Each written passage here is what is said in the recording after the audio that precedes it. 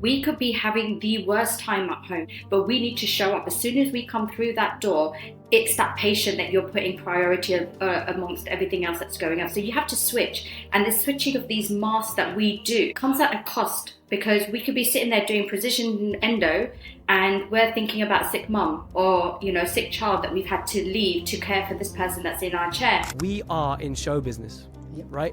The moment you walk through that door, it's lights, camera, action. The thing that I enjoy about dentistry is my connections with my patients, is the difference that I can make. Getting to know them, hearing about their weddings, about them getting pregnant, that journey, that relationship that I'm building, along with the dentistry that we do along the way. But I love that aspect of it, but I didn't always love it. And becoming a mother is what changed that, because people don't talk about the loss of identity when you become a mum. The problem is in dental school, we're only taught how to be a safe beginner dentist. And that doesn't include all that ability to handle that emotional roller coaster that your patients bring. Dentistry is very unique. We turn up in the clinic and we have to give our patient our everything, both in terms of clinical precision and in terms of emotion. It is a high performance career. And I know it's subjective, but it can also be a high stress career. So how does that feed into being a parent and being an effective parent? Hello, Protrusive. I'm Jazz Galati and welcome back to your favorite dental podcast. In today's non-clinical episode, we call these interference casts. I'm joined by Dr. Shandy and Dr. Raabiha to discuss parenthood in dentistry. I chime in as the dad figure, and of course we get some unique perspectives from these two mums. We give away some really good book recommendations and practical advice that you can use as a parent or potentially a parent in the future. And I think it's a very relatable episode. It's the common challenges that we face as parents and some strategies that we've used to keep ourselves sane amongst all this organized chaos, what we call family. And it was actually such a pleasure to record this episode. So I hope you enjoy it. And actually, this episode had enough substance in terms of managing yourself as a professional that it qualified for CPD or CE credits. We are a PACE-approved education provider. So make sure you listen carefully so you can answer the quiz. Otherwise, enjoy this interview and I'll catch you in the outro. Doctors Shandy, Vijayan and Raabiha Isman, right? Yeah, it's man. Okay, right. Well, welcome to the show. It's so great to have you both. Thanks for making time for this. 3 busy parents. It's been a pretty epic thing to even get us together on a Tuesday mid-morning. We've had to work around children's sleep schedules and all sorts. And obviously, all 3 of us are working busy dentists. And that's exactly what we want to uncover today. We want to talk about, the real lives of parents and dentists, the struggles, what you perceive as mothers and also with your partners. And I want to give some fatherhood sort of trials and tribulations as well. So let's start with you, Shandy. Shandy, tell us about yourself. Tell us about your career, your passions, and your family. Okay, well, I'm a dentist, mother of 2 beautiful young girls. I'm an associate working at multiple practices, actually, and I've done some further qualifications. So I've got some interest in restoratives, some perio, and I also teach as a clinical tutor at the for undergraduates at Barts of London. So I'm very excited about that. Sweet. Yeah.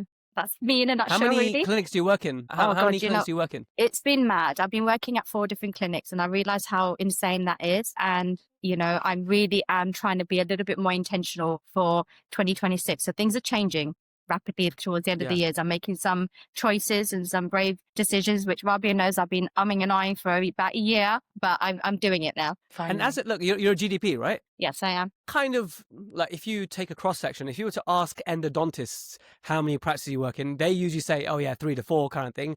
You're probably in the 1% of GDPs working across 4 clinics. I mean, I've done it before, 3 has been my maximum, right? At one time. What an epic juggle. What I want to know anytime anyone ever tells me this is, have you ever rocked up to the wrong clinic on the wrong date? I almost drove in the wrong direction to one practice and I was like, oh crap, it's the wrong day. I've agreed to do an extra day at another practice and I've had to turn the car around and head in the opposite direction. But with me, I'm very prompt. I'm very early. So I had a 30-minute buffer. So I wasn't late for clinics, but yeah, that has happened. And I think I am insane for doing it. I felt I was forced into the position to kind of hang on to all these positions when my husband got made redundant. And I think that's when this whole parental role reverse happened, where I was very fortunate. I had the luxury of, my husband was the main breadwinner. He had the financial kind of thing all sorted, and I was the kind of, I added to it. So the luxuries that we wanted in the lifestyles that we wanted, that's what I came in for. And he had the bread and butter,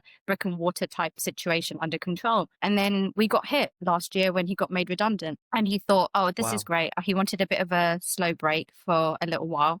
He took a month off before he started looking.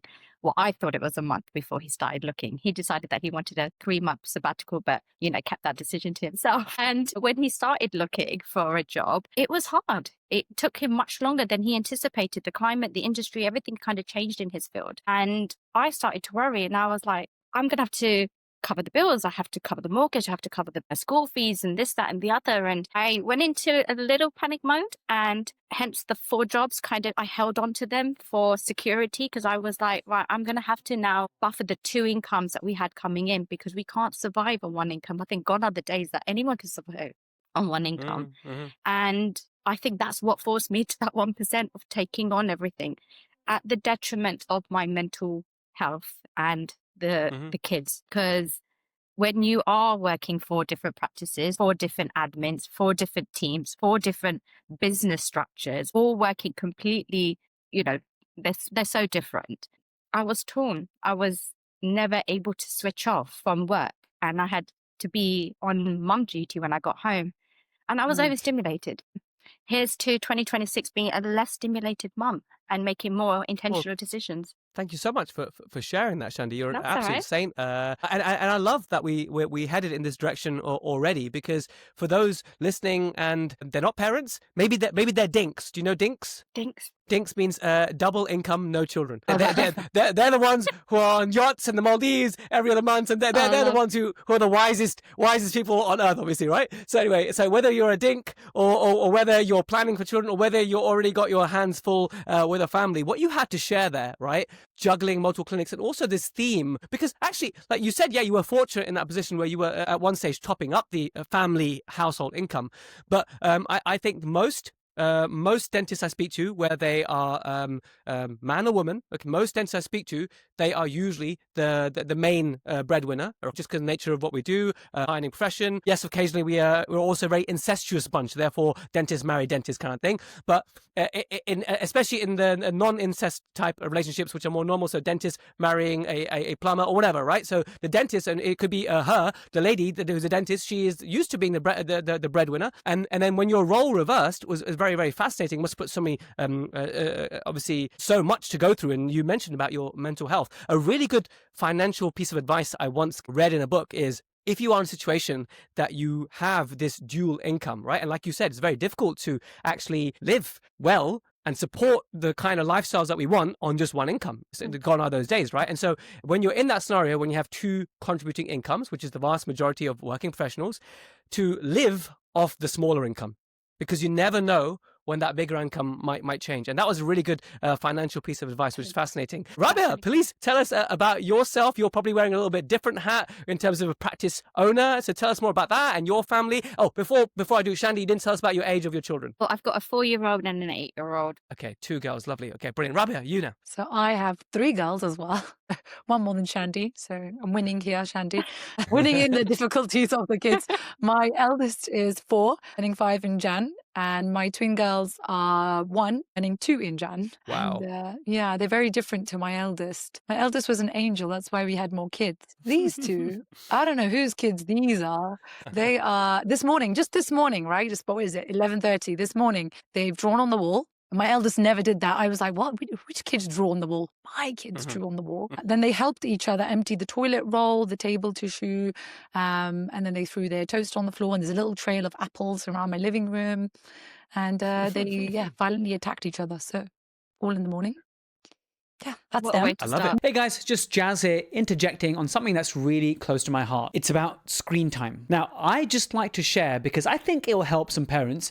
I'm going to share what I've used at home to reduce our screen time at home by about 80%. So for those of you who are new to the podcast, new to Protrusive, I've got 2 boys, 6 and 2. And the unfortunate tragedy is that when my 6-year-old was a baby, he kind of accidentally got into a habit of needing a screen to be able to eat. Okay, I feel very guilty about this, but it was like he wasn't a great eater, and the only way we can get him to sit still and eat something is by showing him the telly. So months and years went by, and this habit continued. So he would be eating only in the presence of television. Now, this is really bad, because this is the complete opposite of mindful eating. This is mindless eating. So The leftover effect of this is that my 6-year-old, he will literally not know when he's full. He'll come to me and say, Dad, can you feel my tummy? Can you tell me if I'm full or not? And I think this is because of this whole connection between screen time while eating. He's lost a sense of satiety. He's been so used to mindless eating, he hasn't made that connection of, oh, I'm full now, or I'm still hungry. And so I put my hands up and say, look, as parents, we let him down, but I've been wanting to fix this, and the longer you leave this, the harder it becomes. Now, at the point of recording this, I'm recording this on 10th of December, 2025, and I think just 2 days ago, Australia announced the ban of social media, which is like loosely linked to this topic. Under 16s, no social media, and I just want to say, I am so proud of Australia as a country. Now, I usually don't offer political opinions. I usually say no politics, no religion, but on the topic of screen time, I hope the UK follows suit. Honestly, I think for under 16s, social media is rotting their brain. Anyway, back on to screen time for my kids and what strategy I used to reduce screen time by 80%. So here's what a typical morning looked like for us. My kids would wake up and they'd have breakfast, but they'd have breakfast sitting in front of the TV. And the problem was they'd be like really slow, really leisurely, and then we're rushing at the end to get them to school. And again, that's immediate screen time in the morning. It's like the first thing come down and let me find the remote and watch some TV. That's really toxic. That's not good. Then when my kids come home after school, they watch a bit of TV. And again, this is getting a bit too much. Now, we don't give them our phones.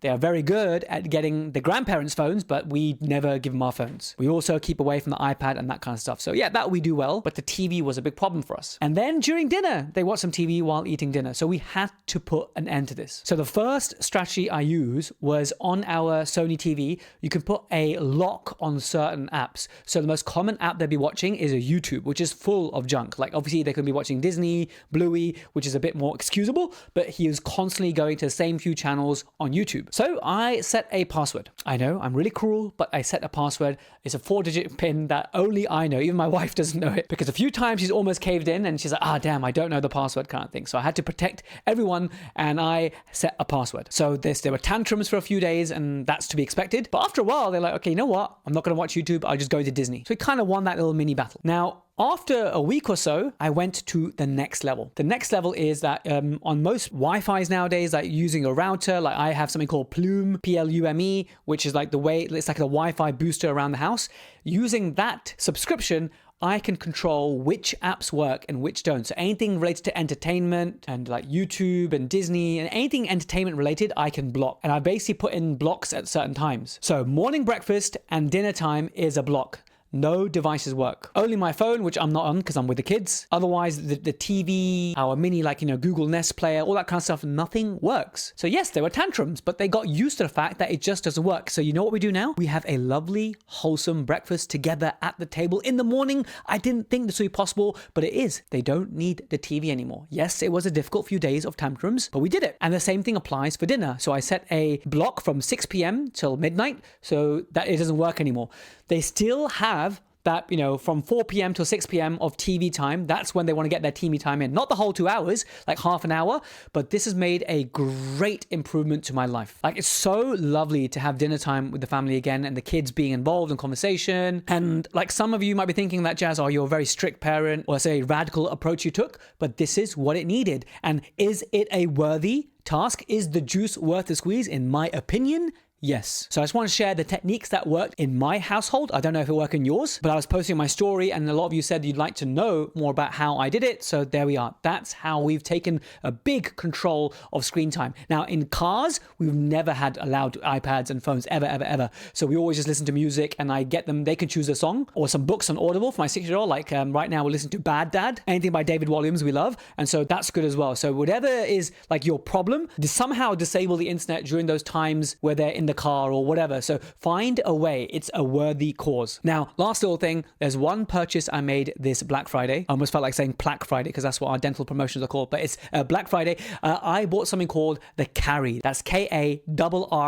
And I bought their version 2 product, which actually launches next year. So I kind of pre-ordered something for April next year, but I thought I'd tell you about it because I've got a 50% discount code I can give you. But I think on this topic of screen time, I think it's going to really help a lot of parents. I am very anti giving kids a phone. And the number one reason to give your child a phone is, I need them to be safe. I need them to be contactable when they're out and about. I get it. But nowadays, when there's products like Carry, you don't need to give them a screen and a phone anymore. So what Carry is, it looks like a tiny little thin walkie-talkie, and it's got an eSIM and Wi-Fi connectability. So if they're not on Wi-Fi, there's a SIM card getting mobile data, or if they're on Wi-Fi, they can connect via that. And then on your phone, you've got the Carry app. It's like you're calling your child's Carry device from your phone, and they could be in a different country, right? Let's say you're in England and they're in Dubai with grandparents something, and they've got the hotel Wi-Fi, you just want to just get in touch with them. You can open the app and start a conversation with your child's Carry because they're connected on the Wi-Fi in Dubai, or if they're in the UK or US, wherever you buy the product, the data works everywhere in the UK, same like your mobile phone. So if my son's in a park, I think he's too young to be in the park alone, but I'm just giving you an example. If he's in the park and he's in trouble, he can just press a button and it'll come through on my phone like a phone call using the mobile data on his Carry. So there's no more screens. Your child is contactable. And I think, and I want to double check this,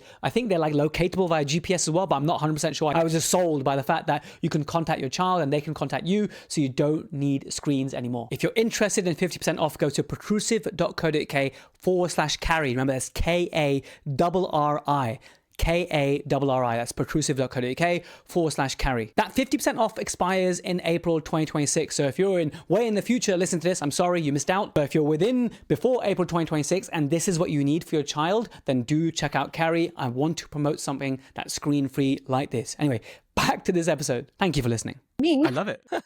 I am a dentist. I've been a dentist since 2014. I own a practice with my husband and brother. My husband is not a dentist. I was very kind of against marrying someone that I would talk about my job with. I can't talk about teeth at work and at home. He's actually a physio and a chiropractor, but he runs the business. So I think he knows more about dentistry and business than I do sometimes. My brother is a dentist.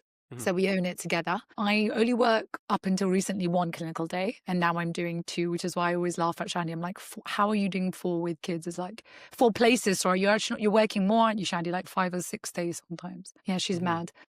Outside of clinical dentistry, I do lots of random things. So I write books. Me and Nicola wrote Dentistry in a Nutshell. We've got the second one coming out, which has been killing us slowly. I do It's do a labor my of own love, podcast. isn't it? Yes, it's really hard. I don't know why we thought we could write a book. It was bad. I've got my own podcast as well, recently launched, and the What's it network called? that I run with Shandy, Dental Mums Network, which is a full-time job. The podcast. Yeah, so the podcast is called the Dental Women's Podcast. So that's just kind of seeing the other side, the non-clinical side of women. So we've talked about domestic abuse, work-life balance, business, small kids, loss, so lots of things in there, just something outside of dentistry, but affecting women in dentistry. So that's what that podcast is about. And coaching. I do like communications, patient journey, how to handle complaints, how to get your patients like you type of coaching through Patient Journey Academy. So that's all the non-clinical things I do. I love doing the non-clinical side. So that's kind of why I spend more of my time doing that than the clinical. And I can do it from home with kids. So, as we're talking about parenthood in this, I find finding non-clinical roles has been really kind of the secret to be able to juggle, not balance, juggle mum life and dentistry. That's a great point. A lot of mums have reached out to me and asked advice like, how can I, like, they don't get me wrong, they love the clinical work, right? But they're like,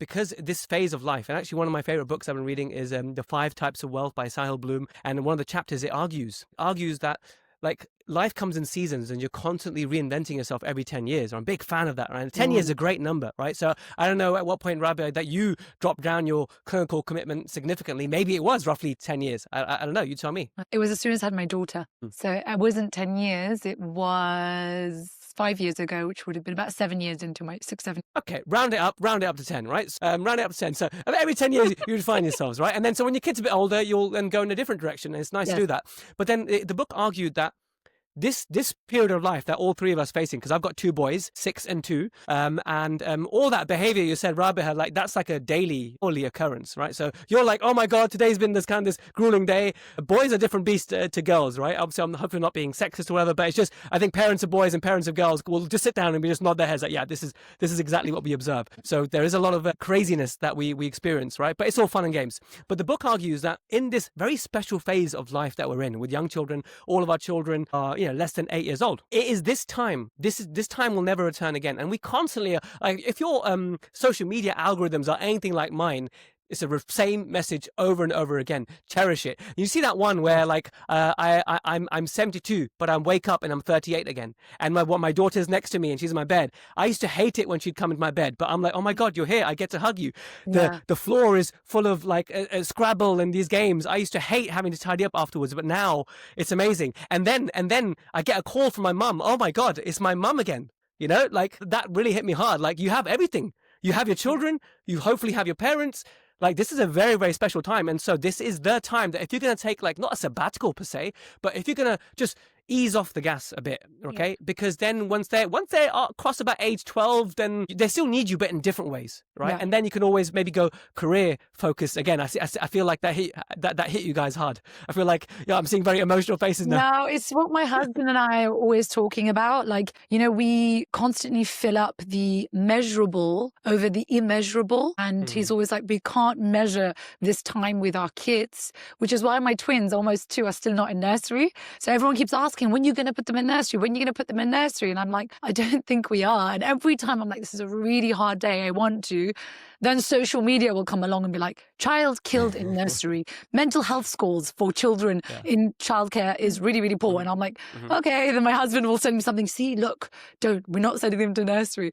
So we're like, it's fine. Me and him can tag team. So we're lucky that we can do that. The Mondays and Fridays that I work, he's at home with them. And then the other days that he's working, I'm at home with them. And then we do have house help, which is something I don't think people talk enough about. It was something I felt really guilty getting because I was like, this is my job. You know, as a wife, as a mom, it's my job to like clean and cook. And my husband's a great cook too. So it's not that that's what he expects, but that's the pressure I put on myself seeing my mum do that. When it was actually my husband who was like, we need a cleaner, we need help, we need somebody around a couple of days a week. I have it now 5 days a week.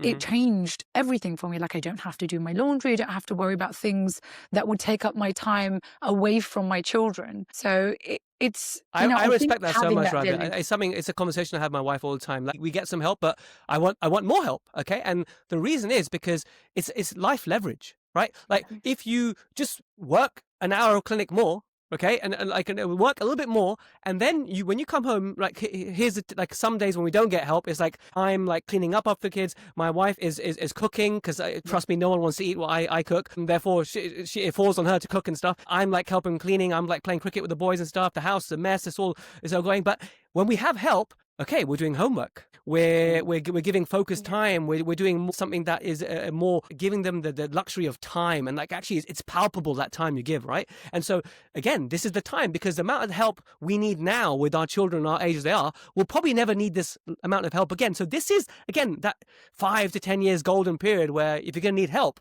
it's at this point. And I think some people are like, oh, but then I have to pay and stuff. But actually, like I said, we as a profession, okay, generally are higher earners. Okay, why we pay so much tax and whatnot. Why don't we give our children more time and give the things that are important to us more time by giving a small cut to people who can help us, and they get an income as well. It's a no-brainer, right? And so that's something I believe in. Shandy, do you utilize help around the house? Hands up, I don't think you can raise kids in this society without your village. And I'm very fortunate in the sense that I've got my mum and my in-laws very nearby. So my village is them. Like I wouldn't be able to do half the things that I'm doing, work in the multiple places that I'm working without that help. And I felt guilty at once. I felt guilty that, my mum did it. She managed to do, it's a very generational shift between me and my mum's kind of parenting styles. Mum's very traditional in the sense that she was present whilst we were young. She delayed going back into work until, we were of a certain age. I remember vaguely when I was little, probably around about 4, they did end up getting house help because when my parents came into the country, they're immigrants. They didn't have any family here. So they ended up having house help. But whereas I'm so fortunate and I see that, luxury that my kids have, that connection with their grandparents growing up, the life lessons that I can't teach them that they can learn from them has been, great. So, but it comes with, people say, oh, Shanti, you're so lucky. And I was like, yes, but there's a lot of expectations. I can't tell my mum to do the things how I want it to be done. She Yeah. will raise her grandkids the way she wants to be raised. And I had to give her that grace. And don't get me wrong, there was a bit of toing and froing between me and my mum. But Like, I'm sure there's some boundaries that you set, but like there are some, you need to give them enough flex, because at the end of the day, like, it's a privilege to be a grandparent, Yes. and they get to have this time with their Yes. child, but there's no, like, no one's forcing them. So Yeah. like, you know, they need to be able to want to do it, but if you Yeah. dictate too much how they do it, it Yeah, creates exactly. a toxic relationship between you and your parent. And I'm saying as someone who relies a lot on in-laws and parents, like my wife says, let's move to Dubai, let's go back to Singapore, right? All the news media about the UK and all the people are leaving to Dubai and stuff, she's I think constantly this on is my a case. conversation in everyone's house right now. Exactly, right? With the budget coming up, everyone's like, let's go to Dubai. I'm like, look, we are in the best place in the world for us, right? We have a Sikh faith school 10 minutes walk from us, okay? We have my in-laws a 1 minute walk away from us, and my parents a 4 minute drive away from us, right? We could be in the Maldives living full-time, like we practicing with dentists, do a podcast from there, but that won't matter if the personal connections that we value so much in the village. Now, I say this, and again, we all have things where we're a bit lucky, and we all have areas where we're unlucky, but having the parents and in-laws around is like, you know, I can't take that for granted. I have worked with some dentists, my old principal, him and his wife, busy professionals, 2 girls, 0 help in terms of like in-laws or parents, right? And I think that is the norm. I think we are very lucky. I think that's actually the norm of not having help, and that's incredibly difficult. Very, very I difficult. don't think I could do it without my mum and her takeaways and her help. I'm like, Mum, I need to like do something, and she'll like arrive. And there's times when my daughter's crying and she's like, I only want nanny. I'm like, okay. Nanny's like the preferred parent. So I think you need a village to raise kids. I think that's a big struggle, you know, that women are facing and families are facing, not just women, is that they don't have those villages around. So how do you go back to work without childcare? And if you don't want to put your own kids in childcare, what do you do? I think we had someone on the forum, isn't it, recently asking the same question, Shandy, like what to do and what roles can I do? I need to make money, but then I can't go back too short term because the indemnity costs so high, my GDC costs so high, so I can't just work ad hoc. So these are real questions people have. So this is why we have the network. It is true, because I'm the glad you traditional mentioned that. Go on, village. Shandy. Yeah, sorry to interrupt you, but like the traditional No. village that we're talking about, which are family members or whatever, doesn't necessarily have to exist because we don't have that structure anymore. So where is that support network going to come from? And this is where we're hoping that a community will build that connection with someone, that you have your village, not in the traditional sense that people might think it is, but in the newer sense that the society actually needs right now. I think you raise a good point, Raabiha, about that person who wrote in the forum about once you decide, okay, I'm like, let's say a mum's just had a baby, she's a dentist, but she's taking a break now, so she's coming to the end of maternity leave, going back. Not only is that a very nerve-wracking time, you know, my wife's been through it. It's like you're kind of feeling a bit de-skilled. You're feeling like mum guilt that I'm going back and that kind of stuff. But then, of course, when you're committed, you're like, okay, well, before I'm able to step into the arena, I have to pay a ticket fee, and that ticket fee is monumental. It's sort of the GDC, which you've been paying the whole way anyway, the most expensive regulator on earth. Then you have your indemnity, which depending on who you go for, you know, in the UK especially, it's a ridiculously high amount, and then all the other things that you have to do. And so your ticket fee for entry is already quite high, and then you're like, okay, well, since my outlay is already here, I need to now work at least this many days to actually make it worth it, because I might as well just stay home and look after the kids and save on the nursery fees. Now, if you've got a couple of kids at nursery, you know, £1,800, £2,000 a month, if you're doing full time, that's a significant outlay. And then let's not forget, I don't know if you guys got friends who've got kids in private school, and then when you add in the private school fees, it's crazy. And then to fund the private school, you're now working 5 or 6 days, and to fund that, and then you're paying the taxman more, you're losing some of your sort of benefit.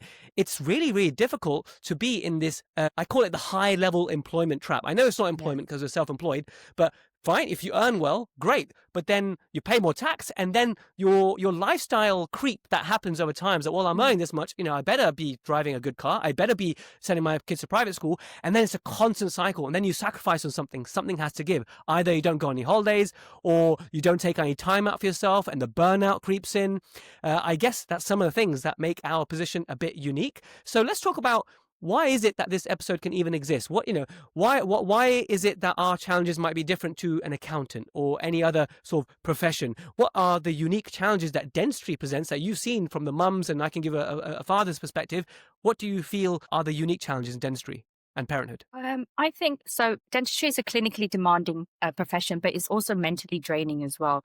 And it's a profession where it's an act of service. We're constantly serving the public. We're managing their emotional needs as well and their emotional well-being. So we could be having the worst time at home. We could be going through some sort of turmoil at home, but we need to show up. As soon as we come through that door, it's that patient that you're putting priority amongst everything else that's going up. So you have to switch. And the switching of these masks that we do comes at a cost, because we could be sitting there doing precision endo and we're thinking about sick mum or, sick child that we've had to leave to care for this person that's in our chair.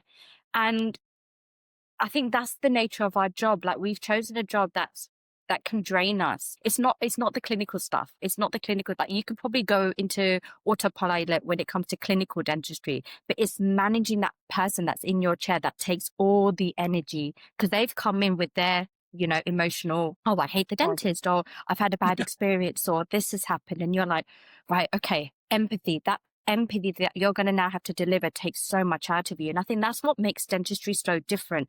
And it's also a very isolating career as well. Like, you're working in your surgery on your own. You don't have constant feedback. Like, oh, can you come and check over my crown prep? Or can you help me manage this, difficult patient? Doesn't happen like that. Maybe once the patient is left, you can be like, oh, this happened. Can you critique this? Or I've had a really challenging patient. How would you have managed this? Maybe if you're in a team environment where you have that relationship. Often, I would say it's quite isolating. I don't know if I'm on my own in this, but I felt like that's my experience. Love that so much. Raabiha, what do you want? I've got some great points to add to what you said there, Shandy. Raabiha, any other things that Shandy hasn't touched on that you think makes it unique? No, I think it's exactly that. That is the only thing. I think the problem is in dental school, we're only taught how to be a safe beginner dentist, and that doesn't include all that ability to handle that emotional roller coaster that your patients bring. And it's the empathy, but it's also sometimes it can be,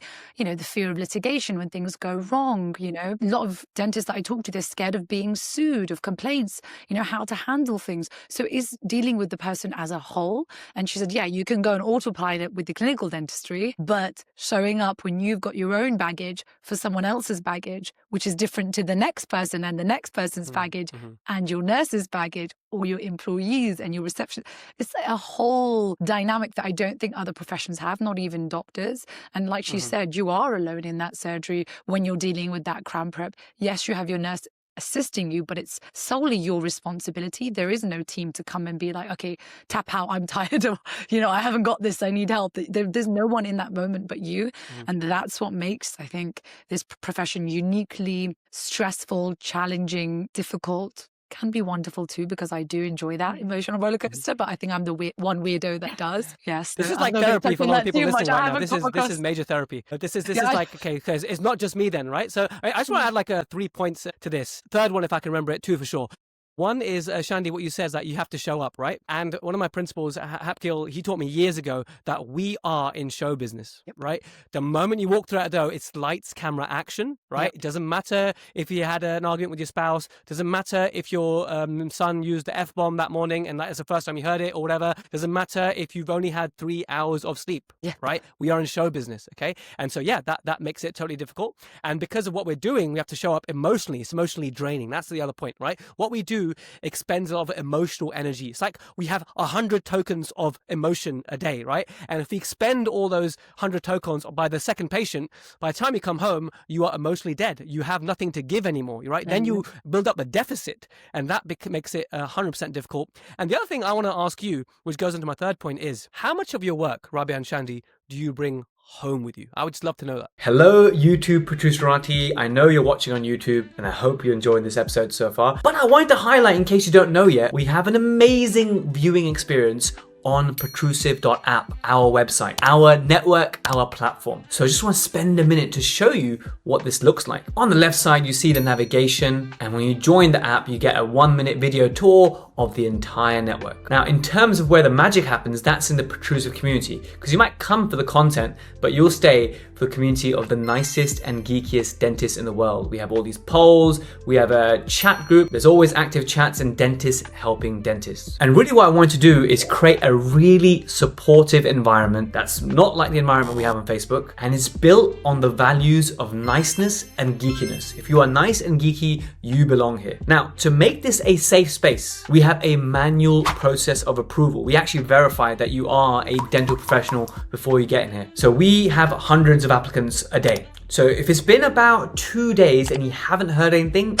either something's in your junk or you need to reach out. If you're still waiting to join your tribe, email marie@protrusive.co.uk. That's MARI@protrusive.co.uk, and she'll investigate what's happened. Now, all the videos you have on YouTube are also on here, but you actually have some extra ones for free that you don't have on YouTube. So you get some bonus content that's not on YouTube. And actually for the future, I'm not taking things out of YouTube, but some things are not appropriate for the wider public, and I want to sort of safeguard that information, which is like dentist talk, if you like. So that's why a lot of the content is only here and not on YouTube. So you're kind of missing out if you're not on here. That's why I'd love for you to join there. And if you join one of our paid plans, then what you get is access to the CE quiz, like this one, and you can get CPD or CE certificates, and also you get our premium notes. So these are a great aid memoir or revision for an episode to really cement your learning. And whilst we have ads and YouTube places ads on YouTube, we don't have that on our network. So for the paid plan, you get to see all of the premium notes without any of the ads. And of course, you get to support Team Protrusive and help us to continue what we're doing. I'm just going to gloss over the Protrusive Vault, which has all our infographics and downloadables. These are all our masterclasses at this moment in time, and we're always planning to add more. And if you look at them, there's about 1, 2, 3, it's about 7 of them. But actually, if you look at the replay section, some of the live masterclasses that I've done and some of the training that people pay for on other websites is all on there, included as part of the masterclass subscription. And if you're a student, don't fear, we have a special section for you with all the student notes, which anyone can access. So for example, here is one on exodontia. So it's all there waiting for you on Protrusive Guidance. Please head over to the website, which is protrusive.app. Make an account on your browser. This could be Safari, Chrome, however you want to do it. And once you've made your login, then you can download the iOS or Android app and then log in through there. So the reason to make the subscription primarily on the website first is that you get access to a free trial, which you don't get if you make an account on Android, iOS. If you make it on the website, you get access to the free trial, and you get our best price if you sign up through protrusive.app. So our best deals and free trials are only on protrusive.app. Of course, we always put the link below in the description, and thank you so much for enjoying our videos on YouTube. But it's now finally time to level up your experience. Back to the episode. Do you know Well, what? Yeah, Raabiha, you I'll go let you first. go. Do you want me to go first? I was going to say actually none of it, because like I said, I'm that one weirdo that actually enjoys this. So like you said, every time with Showtime, this is actually the thing that makes me a uniquely good dentist. I'm not like the best smile makeover dentist or the endodontist. I am the dentist who enjoys winning over every patient. That is what gives me my dopamine hits, and making sure that everyone leaves saying, that's who I want to see next and that's who I love, or no one's ever shown me that before. So I enjoy that. So I go home on a high. And if I am feeling drained or something has triggered, I do a reset in the car before I go home. So it's kind of knowing that now, take a deep breath, let go of the day.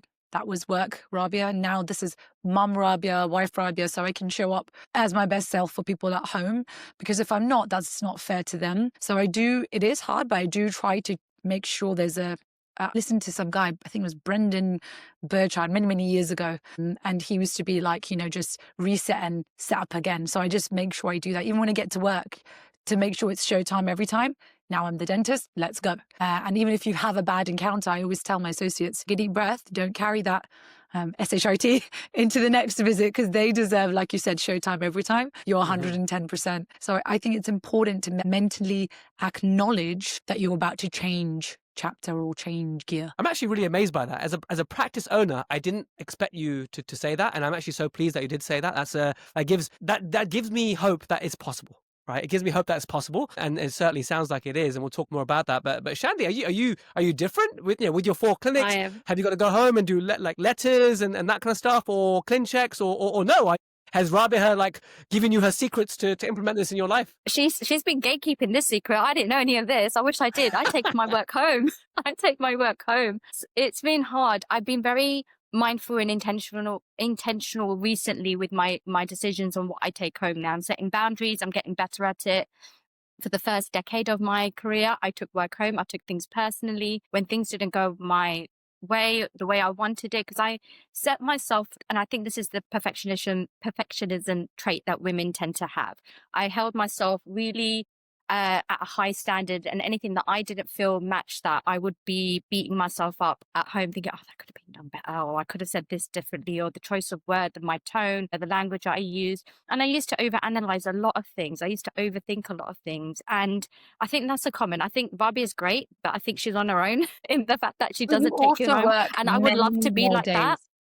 Huh? You work way more days. You do know that, right? When you Yeah. work more days, it's draining. It adds up, Yeah. right? It's cumulative. When Yeah. I go to work, I'm looking forward to it because then I got 3 days off and then I've got work and then I've got a weekend off. There's a big difference to working part-time, and I make all my associates work part-time. Yeah. I'm heading in that direction. I genuinely think working part-time in our profession is what's needed, not only for our backs, but for just general longevity of what we want to deliver. I do enjoy, the thing that I enjoy about dentistry is my connections with my patients, is the difference that I can make, getting to know them, hearing about their weddings, about them getting pregnant, that journey, that relationship that I'm building, along with the dentistry that we do along the way. But I love that aspect of it, but I didn't always love it. And becoming a mother is what changed that, because people don't talk about the loss of identity when you become a mum. You know, before having kids, I was a dentist. I was that high-performing dentist that I thought, you know, was doing really great.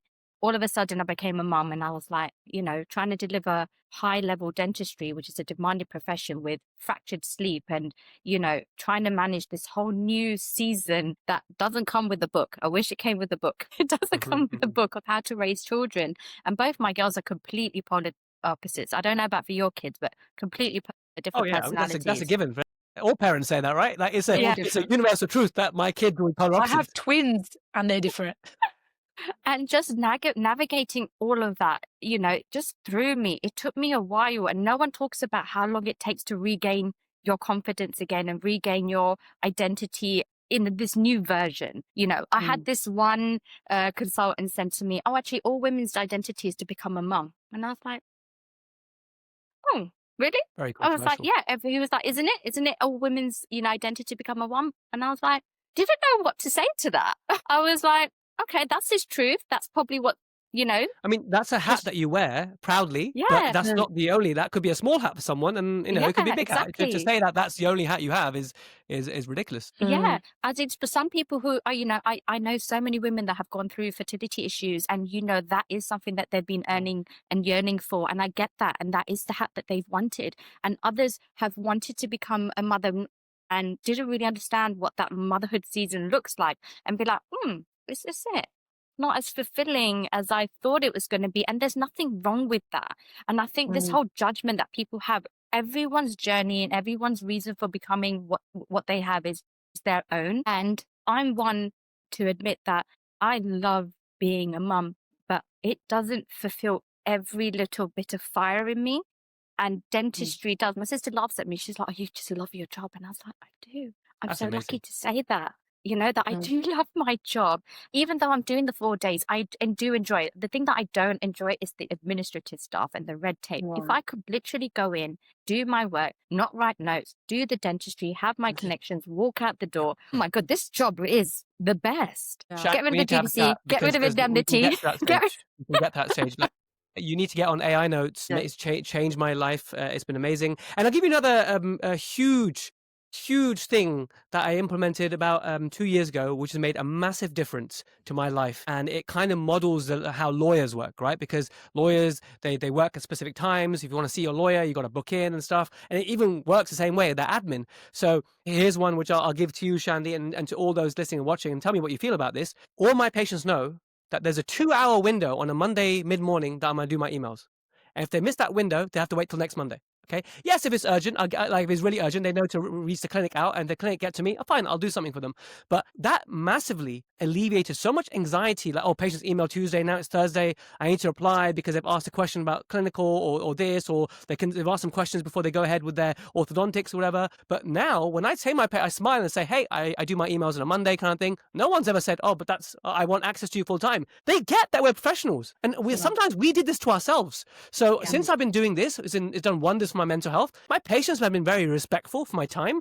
They know that, hey, I know, like my patients email saying, hey, I know you'll get this on Monday. Like they'll email me on a Thursday saying, hey, Jazz, I know you'll get this on Monday, but I just wanted to let you know that this is not tracking or whatever, or I'm reconsidering this crown or whatever it is.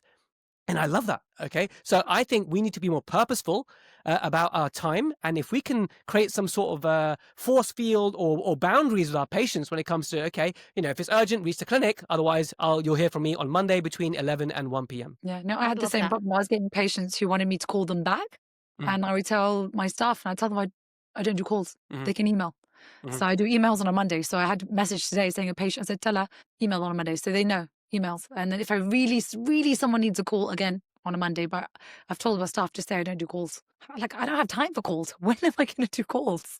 I think we can all make time for it, but then if you do time for that and you do it at any time, you are not living life purposefully anymore. No. You are living life reactively and not proactively, and that's what it's all about. And I respect how you do that. So AI notes and a little autoresponder to all patients saying, hey, thanks for emailing. If it's urgent, reach the clinic. I reply between Monday, this time. You choose your time. And you know what? You got to really make sure that time is admin time. And you got to make sure you respect your patients. And we love our patients and we want to do the best for them. But they should not get the best of us. Our families should get the best of us. Okay. Our health should get the best of us. Few times I've been told that as dentists, we should be all getting a performance coach. Right. And it just made sense. I haven't made that step yet, but we are a high performing job with emotion, clinical precision. One of my friends and mentors, Atik Rahman, he says that before he does veneer preps, he won't have a coffee.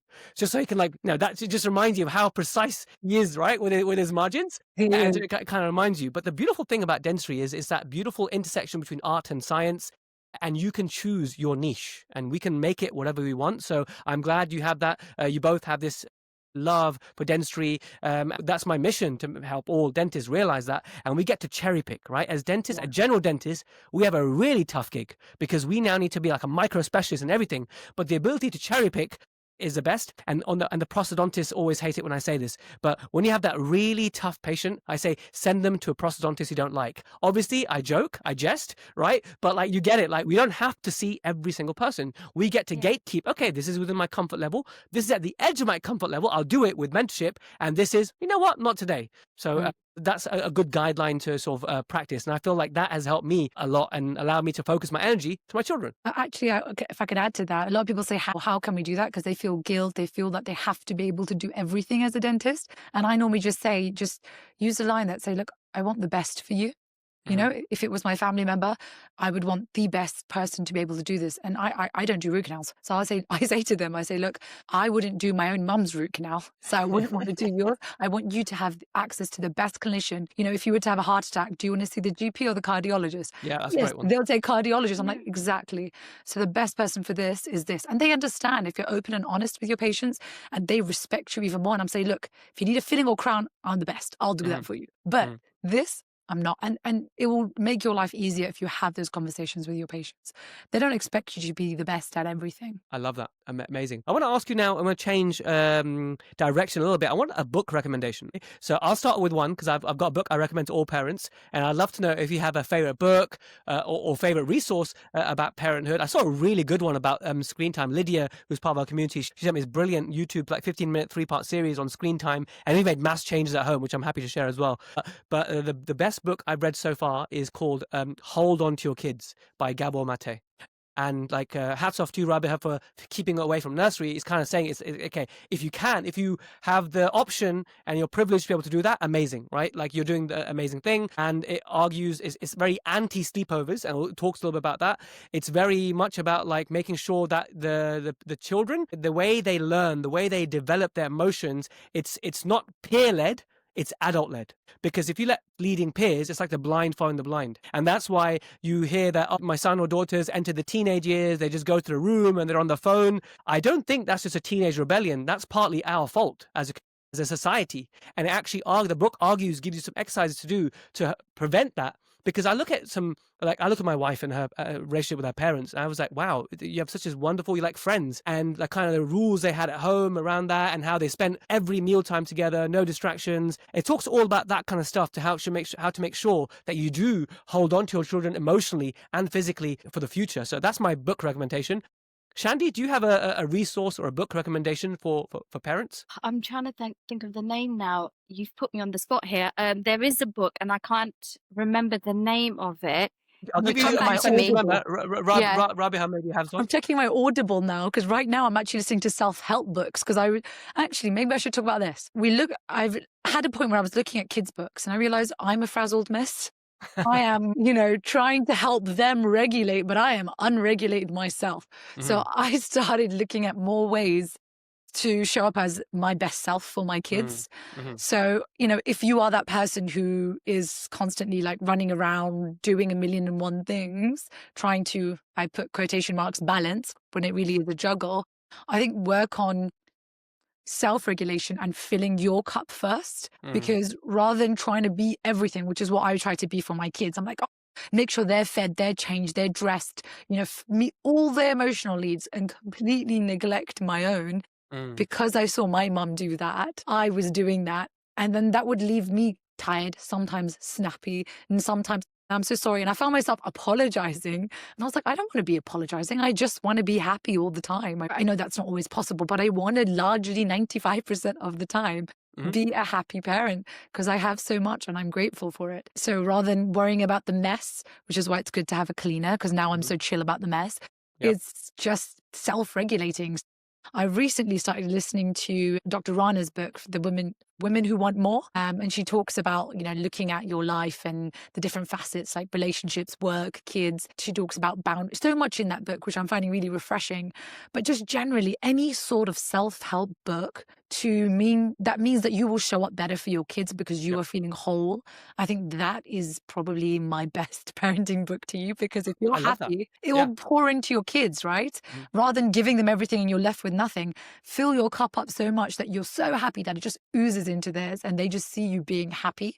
And that's kind of what my focus currently is. And I think the kids are picking up on it. So did you know what the number one thing that determined emotional regulation in children was? Like how well emotionally regulated and how, like, I think, I don't want to like make up things, but I think it was happiness as well. But I know when my wife was telling me this, emotional regulation kind of stuff, do you know what the number one metric or number one determinator was? It wasn't sleep. It wasn't like food and processed food. It was something else. Probably mum's happiness or something. Mum's happiness is a huge part of it. But actually, it was the relationship between mum and dad, right? Children seeing that loving and nice relationship, right? And so sometimes maybe the best parenting advice is that we've all seen it, right? Like that scenario where I put Ishan to sleep, she's put Sehan to sleep, right? And then we walk out because we need to go for loo, and we suddenly see each other like, oh my God. Hello. I haven't seen you in a long while. Like, we're both looking beat up and like at that phase of life, right? It's like we know. Sometimes I say that I try and give my kids everything, but sometimes it's important to give your better half, your spouse, some time as well, and to build on your relationship. So I think one thing that me and Sim said that we want to do more of next year is make sure that we show up as a couple in the best way possible for our children, because if that's the number one thing that they're looking, that's going to be their North Star, how much chemistry you have, how you interact, then that's worth fighting for, and that's worth trying to develop systems for. Because the other top tip I learned is you need to run your small family how you run a small business. Right. And you are like, you have these systems, you have these things. The only way you can be 95% happy is by setting up the systems, like having the cleaner on these days and make sure that's taken care of. And very much everything you say sounds like you have an operation at home, right? That's what the fighting down. It's full of systems. My husband loves the cleaner more than me, He's like, since we've had her, we fight less. Because I'm not like, oh, why have you left your cup there? Why don't you put it in the dishwasher? I don't worry because I'm like, my cleaner will put it in the dishwasher. We're cool. So it does make a big difference. It really does. Huge. Shandy.